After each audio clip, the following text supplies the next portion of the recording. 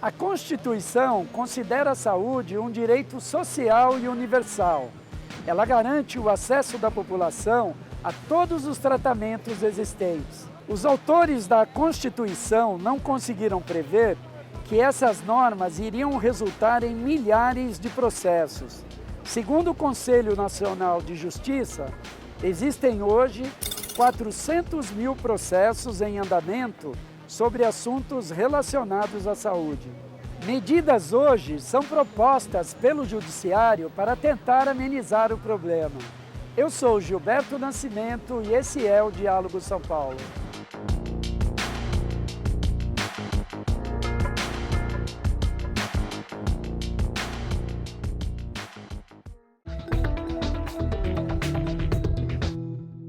Olá, bem-vindo! Hoje o Diálogo São Paulo fala sobre judicialização da saúde. Para debater o assunto, recebemos Maria Isabel Rodrigues Henriques, juíza titular da primeira vara do Juizado Especial da Fazenda Pública de São Paulo. Obrigado pela presença, doutora. Também aqui no programa, o advogado sanitarista Tiago Farina, especialista em Direito à Saúde e diretor jurídico do Instituto Oncoguia. A entidade atua na defesa dos interesses de pacientes com câncer. Seja bem-vindo, Tiago. A obtenção de medicamentos por via judicial cria uma dificuldade para os juízes. Eles são obrigados a decidir sobre questões que não lhes são familiares. Doutora Maria Isabel, existe um filme chamado Clube de Compras Dallas, que mostra a mobilização de um cidadão americano lá na luta pela legalização de medicamentos que não eram autorizados lá nos Estados Unidos. Isso parece que começa a acontecer também aqui no Brasil com essa discussão pela pílula do câncer, né? Pessoas que querem o direito a esse medicamento e entram com ações na justiça por causa disso. É um problema semelhante ao que existiu lá no passado? É interessante essa conexão com o filme. Acho que a realidade brasileira, ela já teve alguns exemplos bem semelhantes ao filme. Por exemplo, na década de 90, tivemos várias demandas judiciais envolvendo medicamentos contra a AIDS. Há mais ou menos uns 3 anos, tivemos medicamentos derivados da maconha, em que houve uma grande mobilização, que as pessoas também passaram a judicializar, sempre buscando a aprovação ou fornecimento desses medicamentos pelo Estado. E a fosfoetanolamina também entraria nessa discussão de medicamento ainda experimental, que não tem aprovação e que as pessoas buscam pela via judicial o fornecimento pelo Estado, ou o fornecimento e a comercialização. Certo. Hoje existem mais de 400 mil ações na justiça em busca de tratamento ou medicamentos, né? E no momento o que causa maior polêmica é essa pílula do câncer, né? Como é que a senhora vê essa mobilização em torno desse medicamento, essa polêmica que está aí na imprensa todo dia sendo mostrada? O fornecimento da fosfoetanolamina é uma parte dessas demandas, né? Mas há uma que envolve o fornecimento de medicamento ainda não aprovado pela Anvisa e que não teve ainda um consenso científico a respeito da sua viabilidade. Mas há uma boa parte de demandas judiciais que envolve medicamentos aprovados. E aí a discussão é se o Estado deve ou não fornecer esses medicamentos para os pacientes. Então, a da fosfo é uma parte das demandas, mas um grande número também envolve essa obrigação do Estado em fornecer medicamentos que não constam em protocolos do SUS ou em listas do SUS para fornecimento gratuito. Ok. Tiago, como é que você, que atua numa entidade até de defesa de pacientes com câncer, como é que você vê essa questão? O Estado ser obrigado a fornecer um medicamento que ainda não foi testado ou começaram agora os primeiros testes e os resultados, ao que parece, nem foram positivos, né? Falando especificamente da fosfetanolamina, em primeiro lugar, a gente não pode nem falar que trata-se de um medicamento. né? Porque o medicamento pressupõe-se que haja um registro na agência de vigilância sanitária. É uma substância que começou a ser distribuída por um profissional, um químico do Instituto de Química da USP, né? Há mais de 20 anos que ele distribui essa substância e muitas pessoas começaram a usar e relataram, né? São relatos de que se beneficiaram de alguma forma. É bom que a gente faça um preâmbulo de que para você ter um medicamento hoje comercializado no Brasil, você depende de uma série de fases de pesquisa. Né? Primeiro você tem que fazer pesquisa em moléculas, depois você faz pesquisas em animais, depois você começa uma série de pesquisas em seres humanos, que você vai identificar a quantidade necessária, né, da substância para que não haja aí uma toxicidade. Você vai depois refinar essa avaliação para saber o quanto que é necessário daquela substância para produzir um efeito positivo, para saber se tem eficácia ou não. Enfim, existem uma série aí de fases na pesquisa clínica até que você possa disponibilizar aquela substância, até que você transforme aquela substância num medicamento de fato e que possa ser utilizado por todas as pessoas de forma segura e eficaz. No caso da fosfetanolamina, a gente não tem nenhuma pesquisa em seres humanos até agora. Né, o que a gente tem apenas em ratos, né? Apenas em ratos, pesquisas feitas na própria molécula em si e em ratos. Não dá para a gente dizer que os seres humanos já foram testados, né, já participaram de pesquisas para isso, que a gente sabe alguma coisa sobre essa substância. A gente sequer sabe se ela é segura e muito menos se ela é eficaz. Então, assim, do ponto de vista científico, a gente está falando de algo que está sendo aí distribuído sem que haja um mínimo controle aí de qualidade. A gente sequer sabe se a fabricação dessa substância está atendendo o grau mínimo de qualidade. A gente não sabe se... Segundo os primeiros testes, não, né? Exato. Saiu na imprensa essa semana. Saiu até um teste dizendo que a qualidade do produto utilizado, né, que você não tem higienização, que você tem uma série não existem uma série de cuidados que são necessários para você produzir uma substância e poder distribuí-la aí para a população. Então, a gente vê com muita preocupação, né, mas a gente sabe que houve assim, uma grande comoção social nessa questão da fosfetanolamina, houve uma histeria coletiva, todas as pessoas, aí, principalmente pacientes com câncer, né, estão realmente com muita esperança em relação a isso. E agora o que a gente precisa é realmente uma resposta das autoridades. Né? As autoridades precisam dar uma resposta para a população. E a resposta que o Instituto Cogui entende como a resposta mais adequada é que sejam feitos estudos rápidos e sérios. E a partir daí a gente vai ter que ter respostas científicas e a partir das respostas científicas, aí sim poder eventualmente disponibilizar para o paciente caso as respostas sejam positivas ou então arquivar isso e partir por uma outra esperança, para uma outra molécula, para outros estudos, né, relacionados a outras possibilidades terapêuticas. Ok.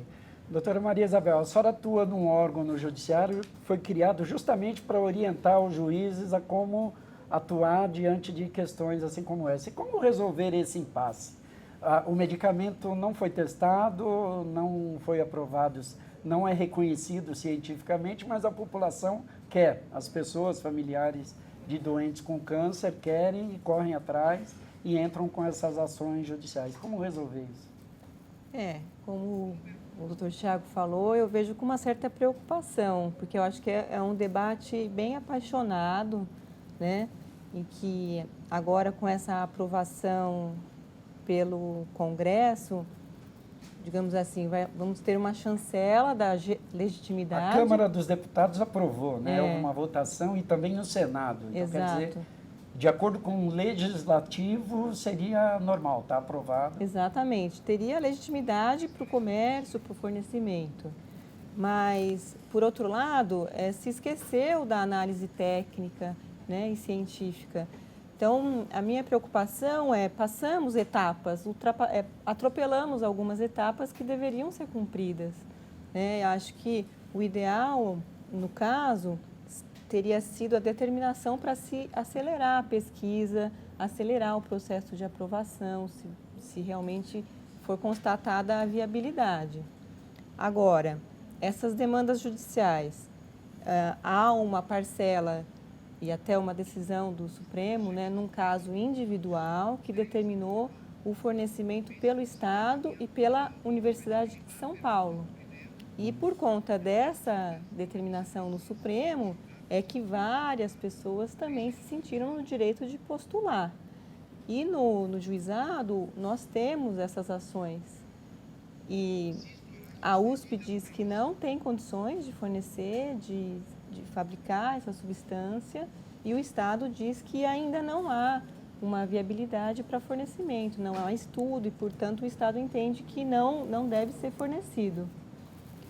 No Estado de São Paulo, houve também no Tribunal de Justiça uma deliberação pelo órgão especial, que é formado por 25 desembargadores, em que se entendeu que, suspendendo a determinação para fornecimento dessa substância pela USP.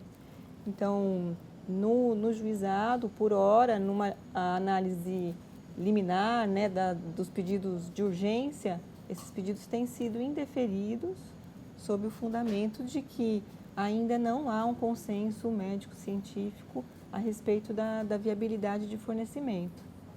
Tem uma questão interessante sobre isso, posso claro, fazer um comentário? Que eu acho que a gente não pode jogar isso para debaixo do tapete, né? E não que a gente tem que fazer caça às bruxas, não que a gente tem que apontar culpados, mas eu acho que a gente tem que entender bem o cenário para que isso eventualmente não aconteça de novo. A verdade é que essa substância ela foi distribuída por 20 anos por um pesquisador embaixo do guarda-chuva da USP e assim, com todas as autoridades sanitárias, né, sabendo que isso acontecia e não fazendo nada. Então, eu acho que houve uma omissão dessas autoridades que permitiram aí que muitos pacientes tivessem acesso a esse produto de forma, entre aspas, clandestina e talvez até ilegal, né? E quando as autoridades deveriam ter agido para impedir que essa substância fosse distribuída sem os estudos necessários, ela acabou gerando aí uma demanda de inúmeros pacientes para terem acesso, algo que outras pessoas já vinham tendo. E eu acho que isso acabou gerando toda essa comoção social. Então, a gente só não pode, não para apontar um culpado, para que essa pessoa seja punida, mas para que a gente aprenda com essa questão, para que a sociedade, para que as autoridades também aprendam, né, e possam intervir no momento adequado, e não deixar a questão fugir do controle como aconteceu, e a partir daí tem que começar a dar respostas paliativas, né, respostas que são, na verdade, para apagar um incêndio. Obrigado, Tiago. No próximo bloco, vamos ouvir dos nossos convidados explicações sobre as medidas adotadas pelo Judiciário para diminuir o número de ações em busca de tratamentos e medicamentos na Justiça. O Diálogo São Paulo faz um rápido intervalo e daqui a pouco a gente volta. O que você acha da população ter de recorrer à Justiça para conseguir tratamento de saúde? Eu acho um despropósito, né? É um absurdo, porque os nossos impostos, toda a arrecadação do Estado tem previsão constitucional de que isso é para manter a saúde, toda a estrutura de médicos, laboratórios e... É lamentável que isso ocorra, porque o cidadão já paga por isso e ele nem sempre tem direito, né? Eu acho um absurdo, porque a gente paga um monte de imposto e teria que ter isso de graça. Eu mesma estou solicitando na Fazenda do Estado medicação de alto custo para diabetes. Você demora para receber a resposta e a resposta vem dizendo que falta mais alguma coisa, sempre falta alguma coisa. O problema está no poder administrativo que não consegue aplicar, no caso, recursos corretamente na área da saúde e obriga aí os cidadãos a buscar socorro na justiça para ter esse direito garantido. Eu venho lá de Itacoaxetuba, né, passar no médico aqui, entendeu? Desde manhã que eu estou aqui para passar no médico. Porque lá mesmo, se a gente for passar pelos médicos dos postos, desde o ano passado que eu estou com um exame lá do cardiologista para fazer e até hoje eu não consegui, até hoje não me chamaram.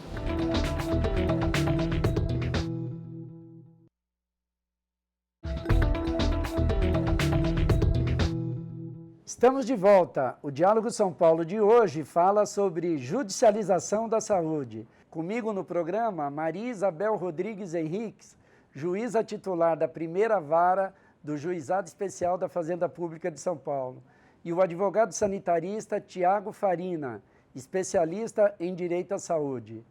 No bloco anterior, a gente deixou no ar as questões adotadas pelo Judiciário para tentar diminuir o número de ações em busca de tratamentos na Justiça.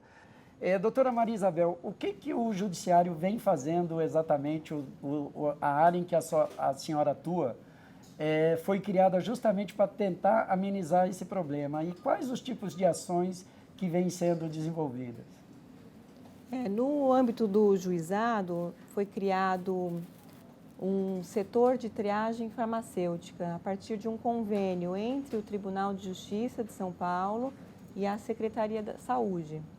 Nesse setor, aqueles pacientes que pretendem entrar com uma ação judicial buscando o fornecimento de um medicamento ou de um procedimento, de uma cirurgia, eles são encaminhados a esse setor, onde são atendidos por farmacêuticos e por médicos que permanecem na retaguarda, e há uma análise bem criteriosa e minuciosa, particular mesmo do caso do paciente, com base no relatório médico, na prescrição que é feita e nos exames que esse paciente eventualmente apresente. E essa equipe, ela analisa a viabilidade de fornecimento desse medicamento, ele verifica se esse paciente já esgotou todas as alternativas que o SUS oferece e chega ou não à conclusão de que aquele medicamento, mesmo que fora dos protocolos ou fora das listas gratuitas, ele possa receber aquele medicamento pelo Estado. Certo. Então, é uma forma de uma nova apreciação administrativa sem a interferência do judiciário. E o êxito desse setor tem sido muito bom, porque entre 50% e 60% dos casos que entram são objeto de deferimento. Ou seja, a Secretaria da Saúde, ela reconsiderou aquela posição anterior de indeferimento e entendeu que as razões apresentadas por aquele paciente e pelo médico são realmente motivadas e cabíveis de serem deferidas pela Secretaria da Saúde. Sim. Então, nesse passo, tirou a judicialização, né? Evitou que o judiciário entrasse no mérito da questão.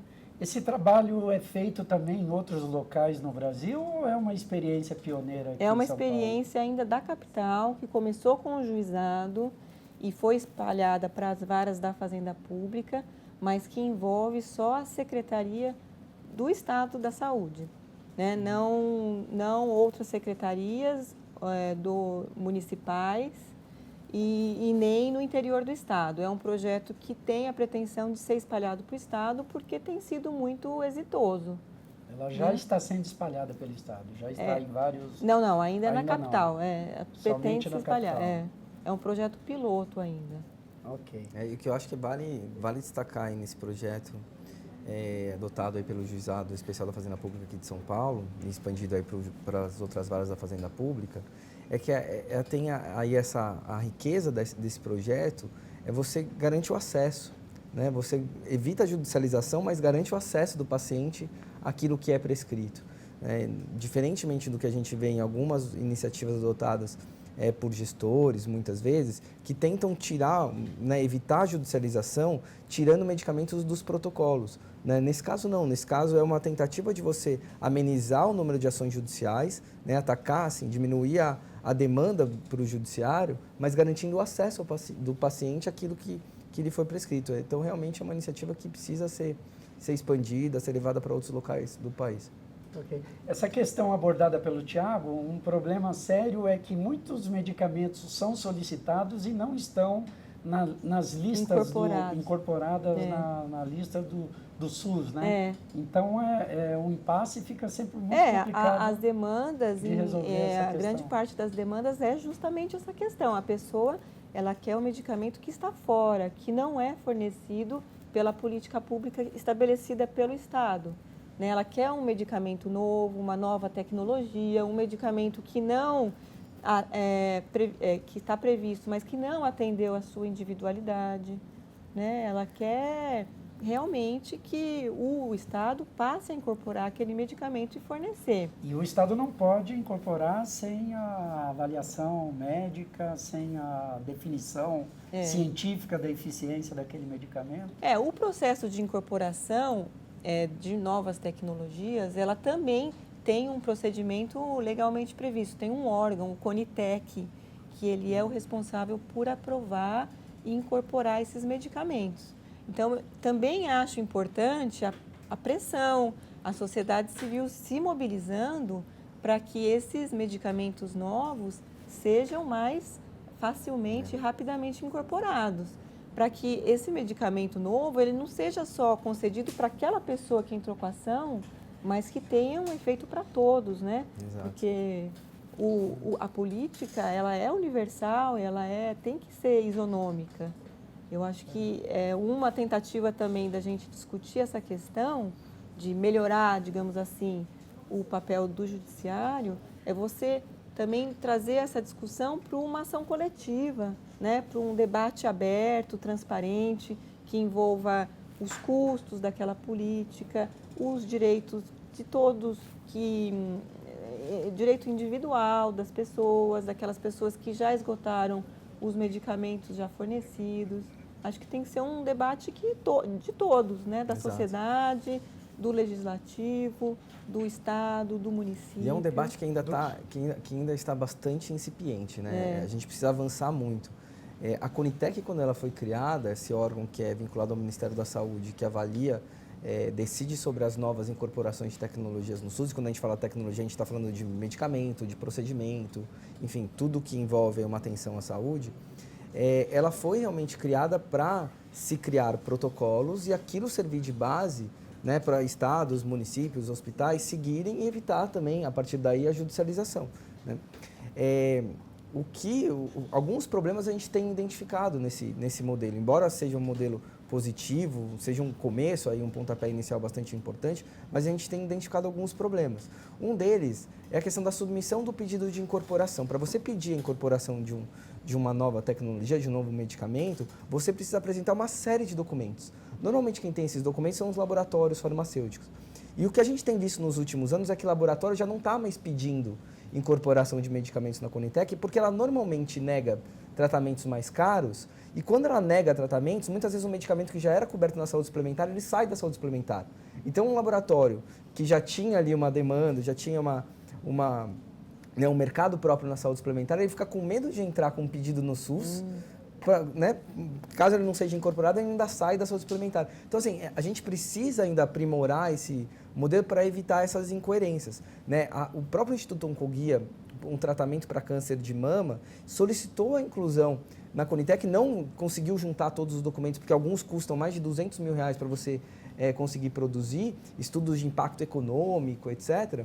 A gente não apresentou esse documento, ele foi indeferido por falta de documentação, né, por uma questão formal. Então, assim, se o laboratório, que é o único que tem capacidade técnica e recursos para apresentar essa documentação, não apresentar, fica lá parado. A sociedade acaba não tendo avaliação daquela tecnologia. E uma outra questão importante, que a sociedade também vai precisar decidir, é o quanto que a gente está disposto a pagar, né, o quanto que a gente está disposto a pagar para incorporar novas drogas no Sistema Único de Saúde. Tem drogas que são caríssimas, e a sociedade talvez não tenha... E agora está começando também a haver mobilização por outros tipos de tratamento também. Exato. Os jornais mostraram essa semana reivindicações por tratamentos na Tailândia, por doenças genéticas, outros tipos de Exato. A medicina vem avançando a passos largos, assim, e a gente vem aí numa toada de drogas muito boas, principalmente falando até no mundo da oncologia, de drogas muito promissoras, mas que vão custar muito, e a sociedade não tem, o SUS não tem recurso para pagar o que os laboratórios estão pedindo. Então a gente vai ter que ter uma nova discussão, né? Quanto que a sociedade está disposta a investir para garantir mais um mês de vida, estatisticamente falando, mais 2 meses de vida, mais 3 meses de vida, porque hoje as decisões acabam sendo muito subjetivas, né? A Conitec toma decisões muito subjetivas. É um grupo formado por 13 pessoas, 11 delas são representantes do governo, e que acabam decidindo ali se aquilo lá é sustentável ou não para o sistema. Só que a gente não tem critérios claros e critérios que foram discutidos por toda a sociedade, né, e consensuados para decidir, isso aqui é um investimento muito grande para a gente garantir um benefício que é relativamente pequeno. É uma decisão muito difícil, né? Não é uma decisão fácil para a sociedade tomar, mas a sociedade vai precisar encarar essa questão. Mais cedo ou mais tarde a gente vai precisar encarar essa questão, porque dinheiro realmente para garantir tudo a todos, a gente não tem. Ok. A gente já está caminhando quase para o final do programa, né? Mas tanto o Tiago falou da mobilização aí, da resposta da sociedade, como a senhora também na fala anterior, falou da necessidade aí de se buscar um consenso. Eu queria até que a senhora falasse um pouco também de qual o papel dos médicos aí nessa questão. O Conselho Regional de Medicina de São Paulo, por exemplo, tem se manifestado a respeito da pílula do câncer, contra também e tal. Mas como que vai se dar essa mobilização geral da sociedade aí para conseguir conciliar o interesse da população e o respeito também a essa decisão de não distribuir um medicamento não comprovado? Como que a senhora vê os próximos passos aí, o que deve ser feito para amenizar esse problema? Eu concordo integralmente com o que o Tiago falou. Eu acho que nós precisamos aperfeiçoar esses mecanismos que estão fora do judiciário, né, para a gente obter decisões bem motivadas da administração, bem fundamentadas, porque só assim a gente vai conseguir ter um desfecho legítimo dessa questão, né, envolvendo medicamentos e procedimentos. Então, eu vejo a participação da sociedade civil, da comunidade médica, da comunidade jurídica também, das organizações sociais, todos integrando esse procedimento para a tomada de decisão. Então, é importante, o que é importante de tudo isso é que mobilizou. Então, mobilização agora envolve participação, audiências públicas, consultas públicas e, assim, a gente discutir essa decisão final que for tomada pela agência ou por algum órgão que seja responsável por essa aprovação ou não de determinada substância. Ok, muito obrigado, doutor. Tiago, o nosso tempo está praticamente se encerrando, mas a gente queria ouvir as suas considerações finais. Vou falar só sobre uma questão que eu acho que a gente não pode sair daqui sem tocar no assunto. O Congresso Nacional está praticamente já aprovou a dispensação da fosfetanolamina, uma decisão muito preocupante, uma decisão que foge completamente da lógica. Foi um projeto de lei aprovado em 15 dias. 15 dias não é tempo de você discutir e amadurecer profundamente um assunto tão delicado como esse, né? O projeto está para a sanção da presidente Dilma. A sociedade civil, muitas delas, inclusive o Instituto Roguia, vai mandar um ofício para a presidente sugerindo que ela vete esse projeto. Mas a gente precisa que as nossas autoridades, ao mesmo tempo que tiveram atenção para o câncer, deram uma resposta rápida, deem respostas a outras questões. Há projetos, eu vou concluir bem rapidamente, há projetos, por exemplo, que garantem direito à mãe se ausentar do trabalho para cuidar do filho, há projetos que garantem prazos máximos de atendimento no SUS, e a gente sabe que hoje tem demorado muito tempo para as pessoas conseguirem atendimento. Então, há proposições tão importantes quanto essa, tramitando na Câmara dos Deputados, e que estão lá há anos paradas. Então, assim, a gente precisa que essa mesma atenção que foi dada à fosfetanolamina seja dada num contexto geral para as doenças graves, né? E eu falo especificamente em relação ao câncer. Ok, obrigado, doutor Tiago. O senhor tem um contato para deixar para o nosso público? Tem o site do Instituto Oncoguia, que é o www.oncoguia.org.br. Lá vocês conseguem ter acesso a várias informações sobre direitos dos pacientes com câncer, sobre qualidade de vida, tratamentos, enfim. É um portal aberto realmente para o paciente com câncer buscar informações sobre esse momento da sua vida aí durante e depois do tratamento. Ok, muito obrigado.